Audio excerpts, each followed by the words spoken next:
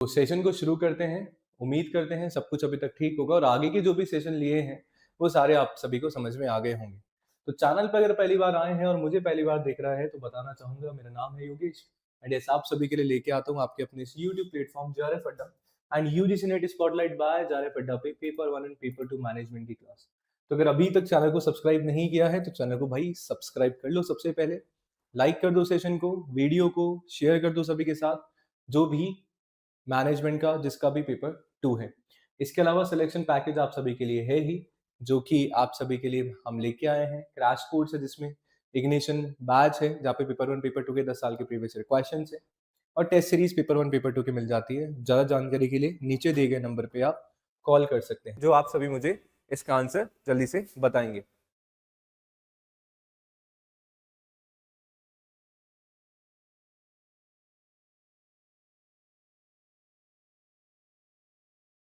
चलिए,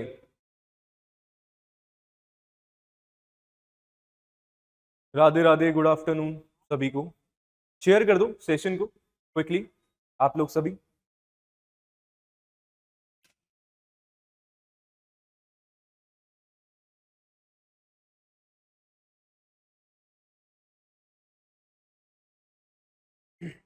first question है हमारे पास आज का, विच of the following is not essential for nurturing entrepreneurs entrepreneurs. इनमें से कौन जो है असेंशियल, जरूरी नहीं है आपके एंटरप्रेन्योर्स को पोषण करने के लिए, उनको कहीं ना कहीं नर्चरिंग करने के लिए। डी आंसर बता रहे हैं, बहुत बढ़िया।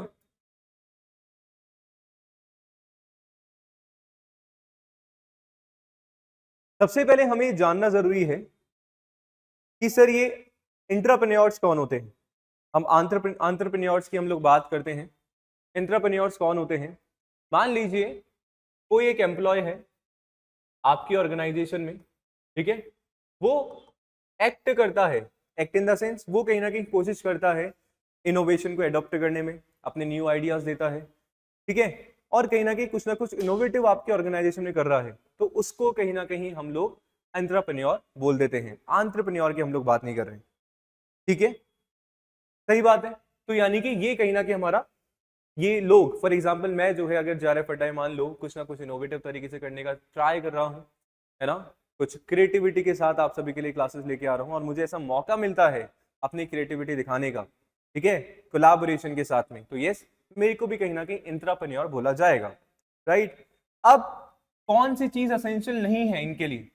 Building culture and climate sir बिल्कुल होना चाहिए कि आप अपने ऑर्गेनाइजेशन का इस तरीके से क्लाइमेट बनाएं, इस तरीके से कल्चर कहीं ना कहीं करें, तो दैट जो भी आप सभी के एम्प्लॉयज हैं, है ना, वो कहीं ना कहीं एंकरेज हो कुछ ना कुछ आइडिया, कुछ ना कुछ नया करने के लिए।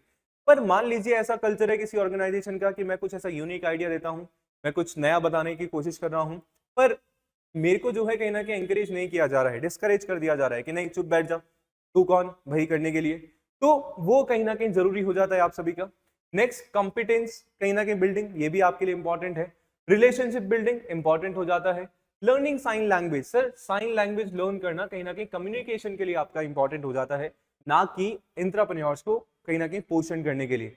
तो यस ऑप्शन नंबर डी हमारा यहाँ पे करेक्ट आंसर बनने वाला है। क्या बनने वाला है? Option number D. तो बिल्डिंग कल्चर एंड क्लाइमेट हम लोगों ने बात कर ली, एक सपोर्टिव कहीं ना कहीं एनवायरमेंट हो ऑर्गेनाइजेशन में आपके। बिल्डिंग कॉम्पिटेंसीज कहीं ना कहीं हम लोग जो है जो भी आपके एंटरप्रेन्योर्स हैं उनमें टेक्निकल और साथ में जो है बिजनेस स्किल्स कहीं ना कहीं हम लोग डेवलप करें, सो दैट वो अपने जो भी आइडियाज दे रहे हैं या जो भी प्रॉब्लम्स हैं उनके सोल्यूशन पे हम लोग काम कर सके। और साथ में रिलेशनशिप बिल्डिंग कि हम लोग स्ट्रॉन्ग नेटवर्क जो है आपके ऑर्गेनाइजेशन में हम लोग बनाए, सो दैट जो भी आपके एंटरप्रेन्योर्स हैं उनको कहीं ना कहीं सपोर्ट मिले, है ना, रिसोर्सेज कहीं ना कहीं उनके पास हो या कहीं ना कहीं रिसोर्सेज के लिए उनको सपोर्ट मिले। तो ये तीनों चीजें ही आप सभी के लिए यहाँ पे इंपॉर्टेंट हो जाती है। क्वेश्चन नंबर 2 का आंसर आप सभी मुझे बताएंगे।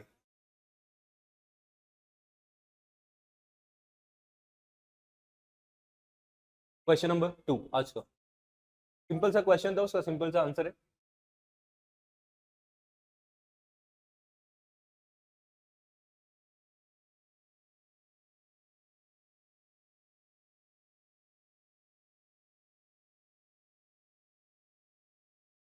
Good afternoon Divya.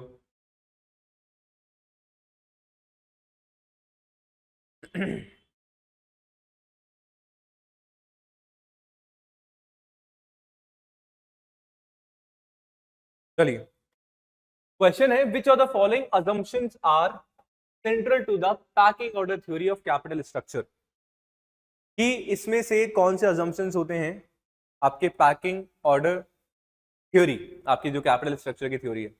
देखो, एग्जामिनेशन के लिए मैंने पहले भी बताया था, अभी भी आपको ये बता रहा हूँ, जो भी हमारी थ्योरीज है आपकी कैपिटल स्ट्रक्चर की, उन सारी थ्योरीज को आपको रिवाइज करना है अच्छे से, जिनका किसी भी कारणवश एग्जामिनेशन पहले नहीं हुआ है, किसी भी रीजन से क्लियर नहीं हुआ है, ठीक है। कैपिटल स्ट्रक्चर की थ्योरीज और उनके सारे के सारे अजम्पशंस, क्योंकि जब आप प्रीवियस ईयर क्वेश्चन उठा के देखेंगे तो you will find one thing कि कभी ना कभी किसी ना किसी शिफ्ट में एग्जामिनेशन में आपके अजम्पशन से क्वेश्चन आ रहे हैं, ठीक है, सही बात है। तो अगर हम लोग बात करें पैकिंग ऑर्डर थ्योरी होती क्या है, पैकिंग ऑर्डर थ्योरी है क्या कैपिटल स्ट्रक्चर की, भैया कैपिटल स्ट्रक्चर की पैकिंग ऑर्डर थ्योरी क्या बताती है, सीक्वेंस बताती है कि आप किस तरीके से जो भी आपके फाइनेंशियल रिसोर्सेज होंगे उनको आप यूज करने वाले हैं, कि भैया हम लोग जो है सबसे पहले रिटेन अर्निंग्स यूज करेंगे, उसके बाद हम लोग डेट यूज करेंगे, और लास्ट में कहीं ना कहीं हम लोग क्या कहाँ जाएंगे, हम लोग कहीं ना कहीं हमारे पहले इंटरनल फाइनेंसिंग करेंगे, डेट फाइनेंसिंग हम लोग करेंगे, और लास्ट में कहीं ना कहीं इक्विटी फाइनेंसिंग हम लोग करेंगे।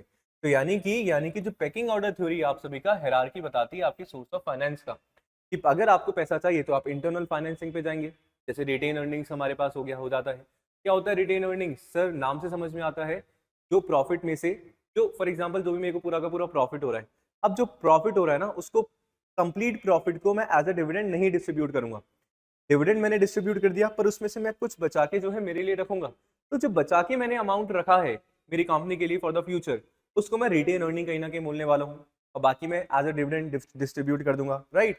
तो इंटरनल फाइनेंसिंग है ना। फिर डेट फाइनेंसिंग हमारे पास होता है, एंड लास्ट में कहीं ना कहीं थर्ड ऑप्शन आता है कि आप इक्विटी फाइनेंसिंग करोगे। तो ये आपकी पैकिंग ऑर्डर थ्योरी होती है कि किस ऑर्डर में आप क्या करने वाले हो, अपना सोर्स ऑफ फाइनेंस करोगे, या आपके फाइनेंस के सोर्सेज कौन कौन से होंगे, किस हायरार्की में होंगे, ये इतनी बात समझ में आती है। अब इसके कुछ अजम्पशंस हमारे पास है, उससे पहले इंटरनल फंड्स में क्या क्या आएगा, आपकी रिटेन अर्निंग्स आ गया, आप अपना कैश बैलेंस देखोगे, आप पोस्ट सेल कैश प्रोसीड देखोगे, सही बात है। डेट फाइनेंसिंग में बैंक लोन हो गया, लाइन ऑफ क्रेडिट हो गया, या कॉर्पोरेट बॉन्ड्स आपके पास हो गए। जबकि इक्विटी फाइनेंसिंग में जो आपके कॉमन स्टॉक और आपके प्रिफर्ड स्टॉक होते हैं वो हम यहाँ पे इंक्लूड करने वाले हैं। अब इनके अजम्पशंस की हम लोग अगर बात करें, इनके अजम्पशंस की हम लोग बात करें तो कुछ मेन अजम्पशंस हमारे पास है हमारे पैकिंग ऑर्डर थ्योरी के, पहले समझ लेते हैं फिर हम उस पर्टिकुलर क्वेश्चन के आंसर को डिस्कस करेंगे। पहला assumption, asymmetric information. Asymmetric information का मतलब क्या है कि जो आपके मैनेजर्स हैं और जो आपकी कंपनी के जो इन्वेस्टर्स हैं, है ना, मैनेजर्स और जो इन्वेस्टर दोनों में सिमेट्रिकल इंफॉर्मेशन नहीं है, असिमेट्रिक इंफॉर्मेशन है, यानी कि जो मैनेजर्स है ना उनको ज्यादा इंफॉर्मेशन होता है कंपनी की परफॉर्मेंस के बारे में, उसके प्रोस्पेक्ट्स के बारे में, किससे ज्यादा, इन्वेस्टर्स से ज्यादा, शेयर होल्डर्स हो गए इन्वेस्टर में, आपके क्रेडिटर्स हो गए, सही बात है। तो इससे क्या होता है कहीं ना कहीं इम्बैलेंस आपका क्रिएट होता है डिसीजन मेकिंग पावर में। पहला अजम्पशन असिमेट्रिक इंफॉर्मेशन, इसका मतलब क्या है, managers have more power than your share holders, your investors, right. Second हमारे पास यहाँ पे इसका अजम्पशन होता है कि प्रेफरेंस फॉर इंटरनल फाइनेंसिंग, कि हम लोग कहीं ना कहीं प्रेफरेंस करते हैं, हम लोग प्रेफर करते हैं कि हम लोग क्या करें, हम लोग सबसे पहले हमारी जो रिटेन अर्निंग्स है, जो हमारी इंटरनल फाइनेंसिंग है, कहीं ना कहीं जो इंटरनल फंड हमारे पास है वो हम लोग यहाँ पे यूज करें। तो companies prefer to use retain earnings internal fund first to finance investment because it doesn't involve any external party. अब आप देखो क्यों इस बात पे जोर दिया जा रहा है कि आप पहले अपने घर में से पैसा लो। यार मान लीजिए मैं डेट भी लेता हूं, मैंने बैंक लोन ले लिया, बैंक लोन लूंगा तो मेरे को इसका इंटरेस्ट देना पड़ेगा, मेरी कॉस्टिंग कहीं ना कहीं मेरे को फालतू का मेरा खर्चा बढ़ेगा। मान लीजिए मैंने इक्विटी ले ली, अब इक्विटी ले ली तो मेरे को सर उनको डिविडेंड तो देना ही है, पर साथ में कहीं ना कहीं आपका जो डिसीजन मेकिंग राइट होगा वो हो जाएगा, आपकी जो पावर है वो कहीं ना कहीं जो है डायल्यूट हो जाएगी, आपको साल के बाद जो है उनको डिविडेंड भी देना पड़ेगा, ठीक है ना। तो वो आपका क्या होने वाला है, वो आपका बेसिकली होने वाला है कि आपको यूज करना है, कि आपको प्रेफर करना है कि आप सबसे पहले इंटरनल फाइनेंसिंग यूज करो, और इसमें कोई रिस्क भी नहीं है ना, विदाउट रिस्क कहीं ना कहीं आपके पास यहाँ पे होता है, राइट। तो preference of internal financing. Third होता है डेट ओवर इक्विटी। अगर आपकी अगर आपको एक्सटर्नल फाइनेंस चाहिए भी, ठीक है, मान लो इंटरनली पैसा नहीं है, रिटेन अर्निंग में मेरे पास नहीं है पैसा, मेरे फंड्स में नहीं पड़ा है, अब मेरे को बाहर के सोर्सेज पे जाना पड़ेगा।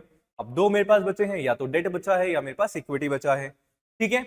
अब दोनों में से भी मेरे को चूज क्या करना है सर, मेरे को डेट ही चूज करना है, डेट ओवर इक्विटी, ना कि इक्विटी ओवर डेट। क्यों? If external financing is needed, companies will prioritise debt over equity. This is because debt is perceived to be cheaper than equity, largely due to the lower risk of the debt holders and their seniority claims to asset।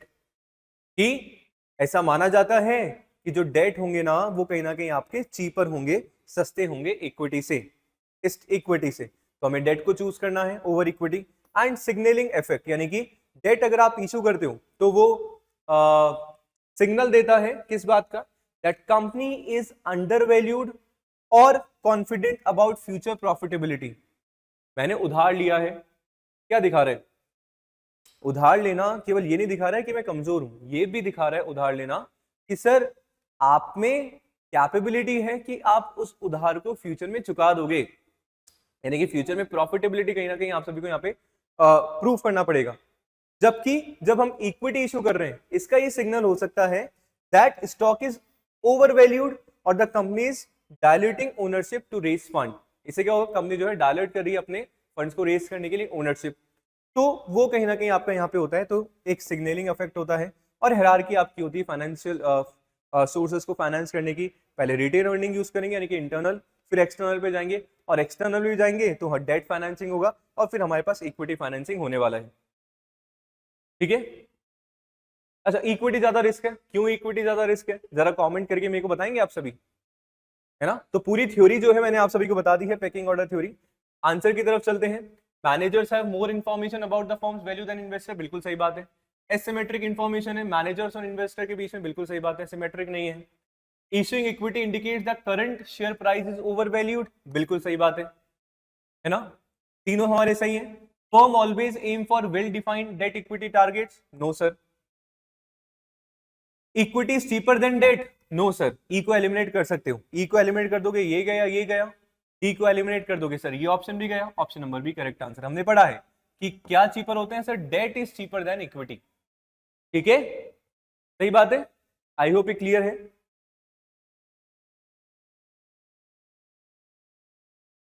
M I clear सभी को? आज के बाद नहीं बोलना है ये particular topic, पूरा का अच्छे से मैंने आप सभी को एक्सप्लेन कर दिया। चलिए नेक्स्ट क्वेश्चन का आंसर आप मुझे बताएंगे, आज का क्वेश्चन नंबर 3। समझ में आ गया क्या, बताइए, आया ना?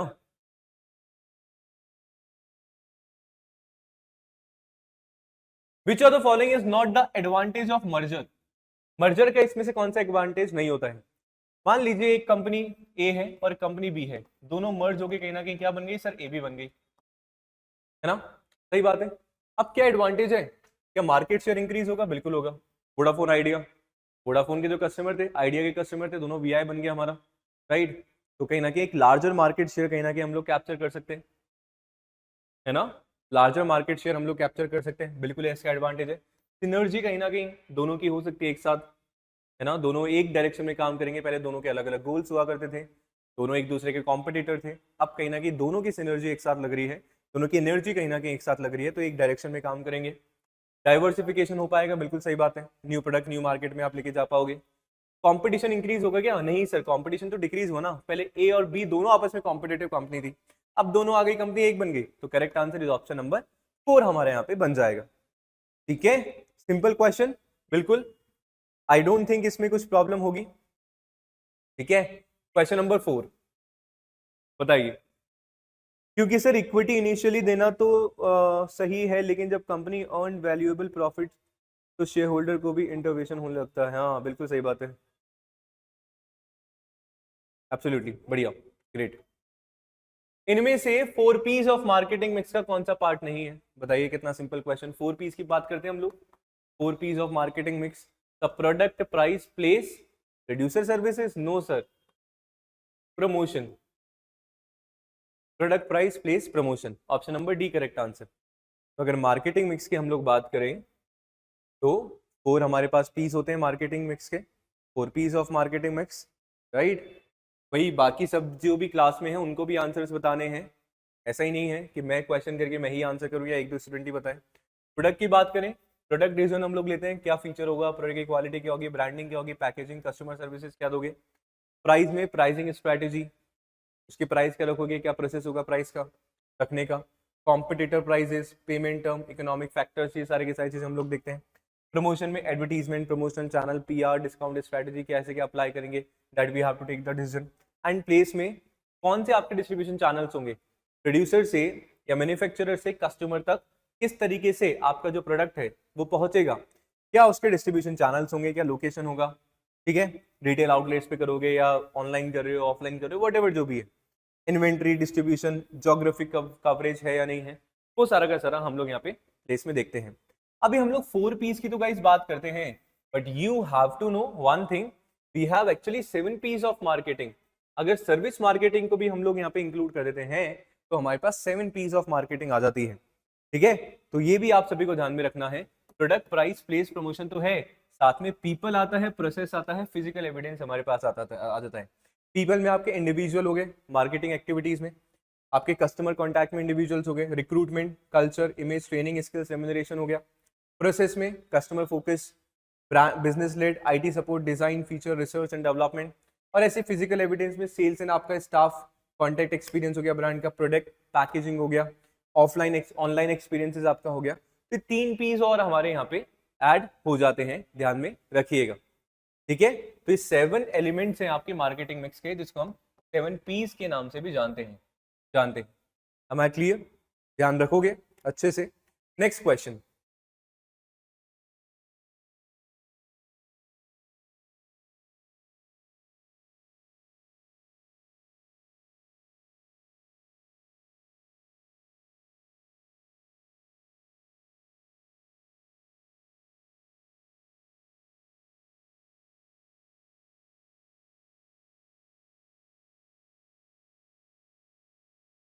चलो अच्छा क्वेश्चन है। Which of the following characterised by the use of small intermittent assault on different market segments held by the competitors. निम्नलिखित में से किसकी विशेषता प्रतिस्पर्धियों द्वारा धारित विभिन्न बाजारों को खंडों को छोटे रुक रुक कर किए जाने वाले आक्रमण से हैं? कौन सा है? एनसर्कलमेंट, फ्लैंकिंग, गोरिल्ला, फ्रंटल, बताइए what's the answer.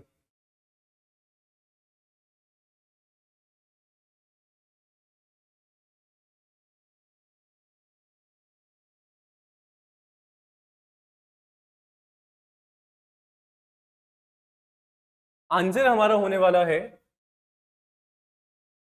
Guerrilla warfare. Sir ये क्या होता है?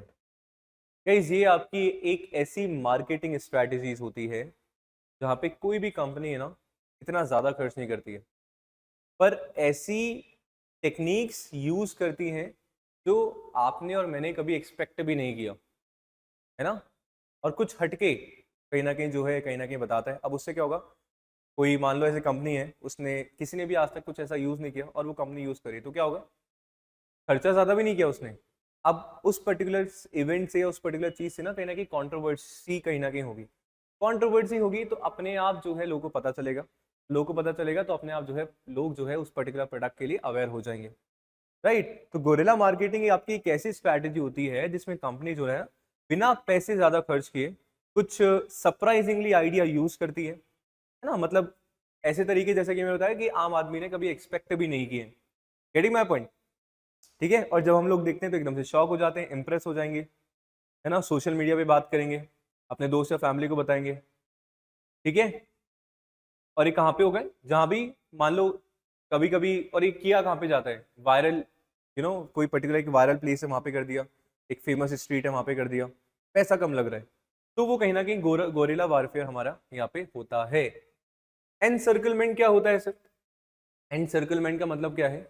मान लीजिए एनसर्कलमेंट में क्या होता है, कंपनी जो है दूसरी जो कॉम्पिटिटिव कंपनी है ना उसके सारे के सारे जो एक्सपेक्ट है उनको कहीं ना कहीं डोमिनेट करने का ट्राई करती है, ठीक है।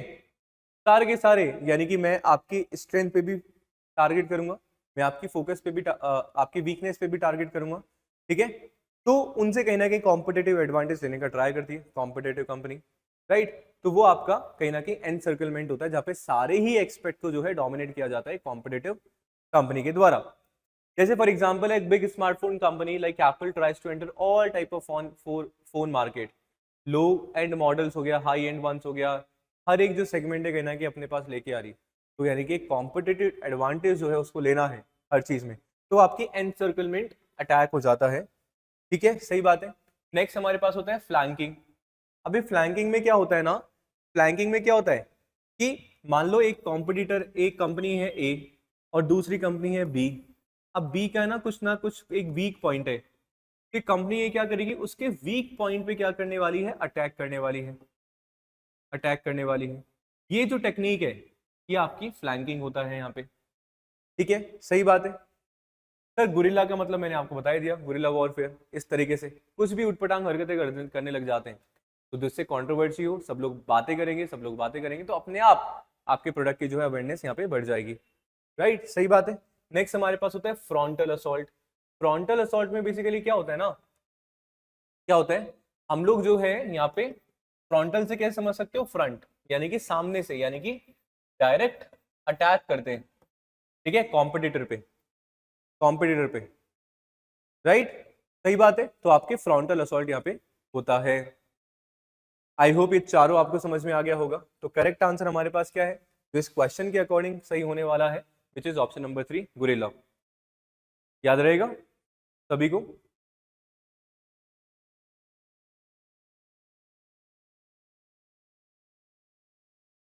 ठीक है,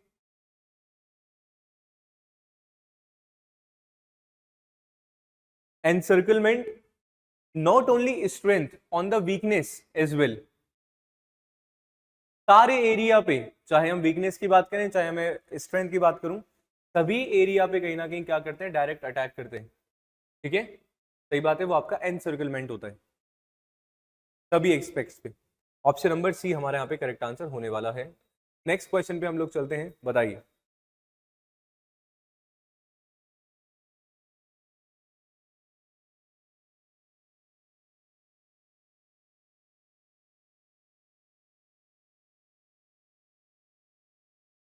Which ratio measure the amount that investors are willing to pay of each rupee of earning, where higher the ratio, larger the investor confidence in the firm's future?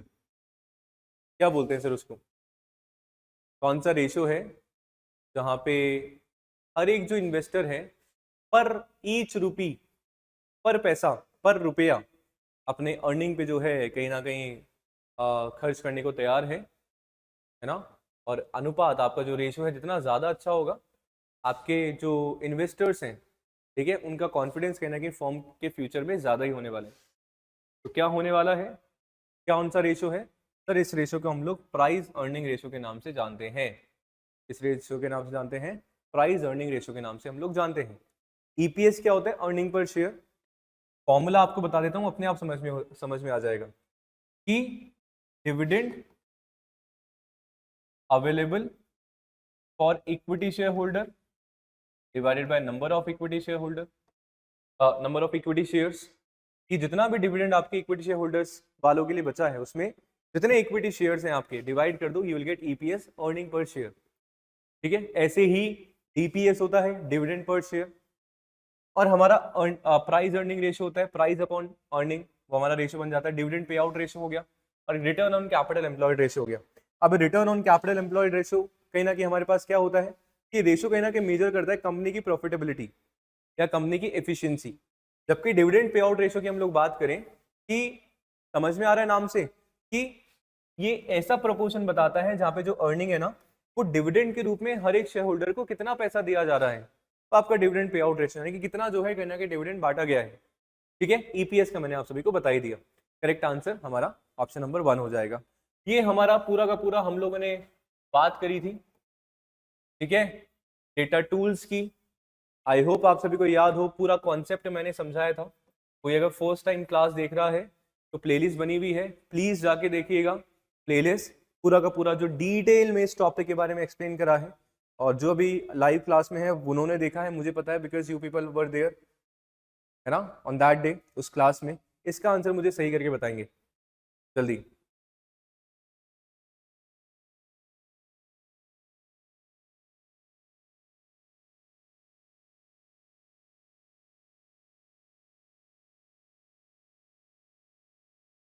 ये आंसर बता रहे हैं दिव्या।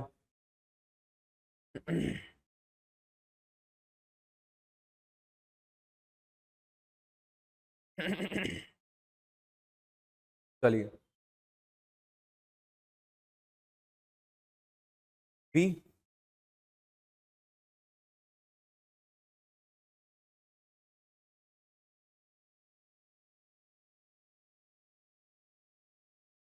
देखो, हम बात कर रहे हैं डेटा माइनिंग, ठीक है, सिंपल सा। डेटा माइनिंग से आंसर निकाल सकते हो गाइस आप लोग।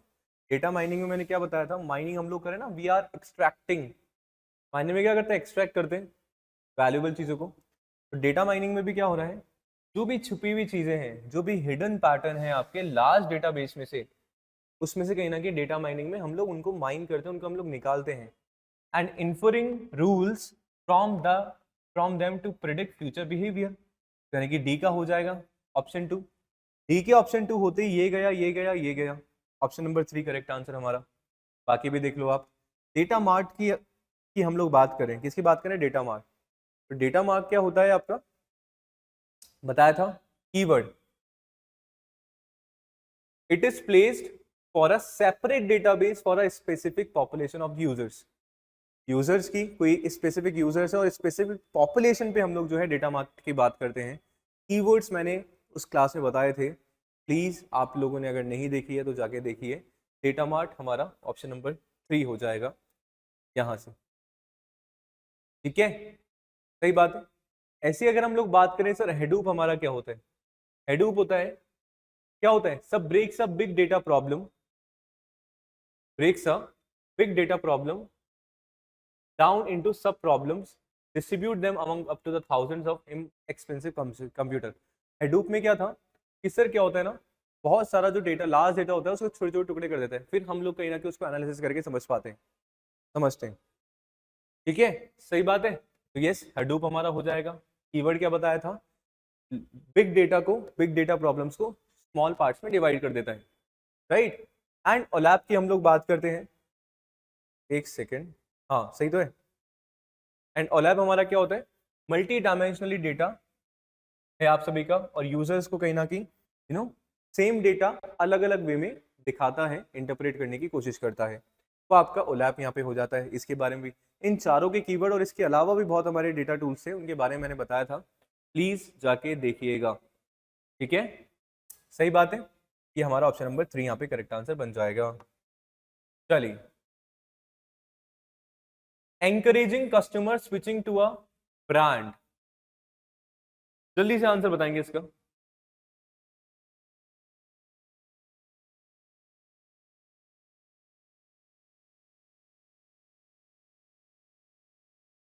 Encouraging customer switching to a brand,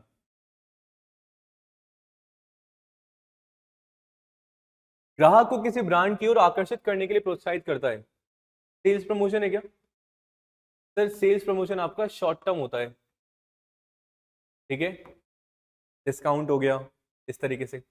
publicity, informative advertisement या परसुएसिव एडवर्टीजमेंट, परसुएसिव एडवर्टाइजिंग हमारा यहाँ पे करेक्ट आंसर बन जाएगा। क्यों बनेगा, सुनना, देखना, समझना। क्या होता है परसुएसिव एडवर्टाइजमेंट, आप देखिए, persuasive advertising aims to influence consumer attitude and convince them to switch a brand। कहीं ना कहीं कस्टमर के एटीट्यूड को चेंज करके ब्रांड को कहीं ना कहीं एडॉप्ट करने का, या ब्रांड को कहीं ना कहीं यूज करने के लिए क्या करता है, कन्विंस करता है कि वो ब्रांड को कहीं ना कहीं स्विच करें। It's about appealing to emotions, values and perception और सुपीरियरिटी, ठीक है। The focus is on persuasion rather than just information, कि हम केवल इंफॉर्मेशन नहीं दे रहे, हम कस्टमर को कहीं ना कहीं इमोशनली भी कनेक्ट कर पाए। नाइकी की हम लोग बात कर रहे हैं, क्या लिखा हुआ आता है, जस्ट डू इट। अब इसका मतलब क्या है कि सर जस्ट डू इट कहीं ना कहीं हमें एक मोटिवेशन भी दे रहा है, बस कर डालो, है ना, बस कर डालो। राइट, सही बात है। तो वो कहीं ना कहीं हमारा परसुएसिव एडवर्टीजमेंट यहाँ पे होता है ना। उसका स्लोगन है जस्ट डू इट। ये जो एडवर्टीजमेंट है केवल इंफॉर्मेशन नहीं दे रहा है कस्टमर को, ठीक है, ना शूज के फीचर्स के बारे में बता रहे हैं, बल्कि लोगों को इंस्पायर कर रहा है। सही बात है, वो कहीं ना कहीं हमारा परसुएसिव एडवर्टाइजिंग हो जाता है यहाँ पे। अगर हम लोग सेल्स प्रमोशन की बात करते हैं, मैंने बोला शॉर्ट टर्म इंसेंटिव्स, डिस्काउंट्स हो गया, कूपन्स हो गए आपके, पब्लिसिटी आपका पीआर, पब्लिक रिलेशन, ठीक है, जहाँ पे अवेयरनेस की हम लोग बात करते हैं। एंड इंफॉर्मेटिव एडवर्टाइजिंग, कहाँ पे क्या होता है, प्रोडक्ट और ब्रांड के बारे में बता रहा है, कस्टमर को एडुकेट कर रहा है, उनको स्विच नहीं कर रहा है, ठीक है। तो मोस्ट पावरफुल हमारा यहाँ पे क्या होने वाला है, विच इज परसुएसिव एडवर्टाइजिंग। याद रहेगा आप सभी को। चलिए नेक्स्ट क्वेश्चन का आंसर मुझे बताएंगे, इनमें से करंट लायबिलिटीज कौन सी हैं। सर दो चीजें होती हैं, एक तो हमारे पास होता है करंट असेट और एक हमारे पास होती है करंट लायबिलिटीज। करंट असेट्स क्या होती हैं सर, वो ऐसी चीजें, ठीक है, जिनको हम एक साल के अंदर कैश या कैश इक्विवेलेंट में कन्वर्ट करवा सकते हैं, ठीक है। फॉर एग्जांपल कैश ऑलरेडी हमारा कैश में कन्वर्टेड है, हमारा करंट एसेट हो जाएगा। कैश एट बैंक, ठीक है, हमारी इन्वेंट्रीज हो गई हमारे पास, हमारे डेटर्स हो गए, जिनको हमने उधार सामान बेचा था, उनसे हम पैसा मंगवा सकते हैं, ठीक है, एक साल के अंदर। सही बात है, हमारे बिल्स रिसीवेबल्स हो गए, है ना, हमारे प्रीपेड हो गए, ये सारे हमारे करंट असेट हो जाते हैं। ऐसे करंट लायबिलिटीज क्या होती हैं सर, करंट लायबिलिटीज वो लायबिलिटीज होती हैं, शॉर्ट टर्म लायबिलिटीज होती हैं, जिनको वी हैव टू पे विद इन अ ईयर, हमें जिनको एक साल के अंदर अंदर पे करना है। हमारे क्रेडिटर्स हो गए, जिनसे हमने सामान खरीदा था सर, एक साल के अंदर पे करना है। बिल्स पेबल आपके हो गए, आउटस्टैंडिंग्स हो गई आपकी, और कोई भी शॉर्ट टर्म बोरोइंग्स आपका हो गया एक साल के अंदर के लिए। सही है, तो हमें बताना है करंट लायबिलिटीज। करंट इन्वेस्टमेंट होंगे क्या, नहीं sir. Short term borrowings, yes sir. Short term कौन सी, एक साल के अंदर वाली। बिल्स रिसीवेबल आपका, ये तो आपके करंट असेट का पार्ट हो गया, ठीक है। बिल्स पेबल करंट लायबिलिटीज का पार्ट है, यस सर, डी आ जाएगा। Accrued income again current assets का पार्ट हो गया, तो बी एंड डी यानी कि ऑप्शन नंबर 2 यहाँ पे करेक्ट आंसर होने वाला है, ठीक है। चलिए बहुत बढ़िया, बहुत ही बढ़िया, बहुत ही बढ़िया। चलिए वेल डन। करंट इन्वेस्टमेंट पता ही है, असेट है आपकी, करंट असेट्स है। शॉर्ट टर्म बोरिंग्स मैंने बता दिया, करंट लायबिलिटी है। बिल्स रिसीवेबल आपके करंट असेट्स है। बिल्स पेबल आपकी करंट लायबिलिटी है। अक्रूड इनकम अगेन जो है आपका करंट असेट है। अक्रूड इनकम का मतलब क्या होता है, earn but not receive. Accrued का मतलब यहाँ पे क्या होता है, ऐसी income earn but not receive, आपने कमा तो ली है पर रिसीव नहीं है। फॉर एग्जांपल मैं ट्यूशन पढ़ाता हूँ, एक महीना मैंने ट्यूशन पढ़ा दिया, तो मैंने उसको कमा तो लिया, पर बच्चे ने अभी तक फीस नहीं दी। बच्चा 2 महीने बाद फीस दे रहा है, तो 2 महीने की फीस मैंने कमा ली पर मेरे को रिसीव नहीं हुई, पर वो मेरी असेट है, ठीक है, करंट असेट है, तो उसको कहीं ना कहीं अक्रूड इनकम के नाम से हम लोग जानते हैं, ठीक है। सही बात है, चलिए बहुत ही बढ़िया। अब एक क्वेश्चन आप सभी को होमवर्क का दे रहा हूं, एक क्वेश्चन आपका होमवर्क का है, मुझे आप लोग कमेंट में आंसर इसका बता देंगे, और क्लास बताइएगा कैसी लगी। देखो फालतू बात मैं करता नहीं हूँ क्लास में, केवल काम की बात अपन करते हैं, क्योंकि मेरे पास इतना टाइम नहीं है ना, लिमिटेड टाइम पे आप सभी की क्लासेस में ले पाता हूँ, ठीक है, क्योंकि बहुत सारी चीज़ें हैं, पेड क्लासेस हैं, पेपर 1 है, पेपर 1 का ऑनलाइन है, JRF अड्डा ऑफलाइन सेंटर अपना है जयपुर में, ठीक है। आई होप आपको आया होगा। तो डेली 3 बजे क्लासेस होती हैं अपनी, आप लोग आ जाइए करिएगा, शेयर वेयर कर दिया करो आप लोग। और धन्यवाद सपोर्ट करने के लिए, देखने के लिए, एंजॉय करने के लिए, अटेंड करने के लिए क्लास, और कुछ सीखने के लिए। और अगर आपको लगा है कि सर ने कुछ सिखाया है, कुछ नया सीखने को मिला है, कमेंट जरूर करिएगा, लाइक जरूर करिएगा, सब्सक्राइब जरूर करिएगा, और अपने भाई को, अपने सर को, अपने मेंटोर को सपोर्ट जरूर करिएगा, ठीक है। चलिए, thank you so much, have a good day, so the next session, bye bye, don't forget to like, subscribe and